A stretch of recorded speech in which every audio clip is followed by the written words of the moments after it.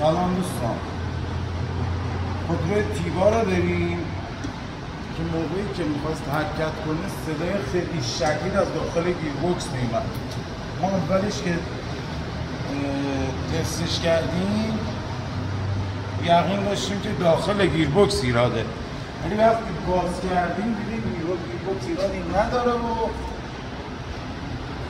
صفحه به این روز در اومده. میبینید این هزار خاری ها رو، این ور یه خورده هزار خاری داره، این ور هیچی نداره، این کچل شده. این صدای خیلی شدید مثل اینکه شفت بوده باشه.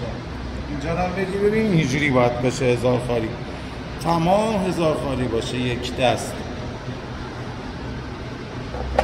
مخصوصا تیبایی که روش صفحه پرایدی گذاشتن و از این صفحه های تیبایی کوچیک، صفحه های ساینایی بزرگه روی تیبا هم گذاشتن، روی کویک هم هست، رو ساینا هم هست.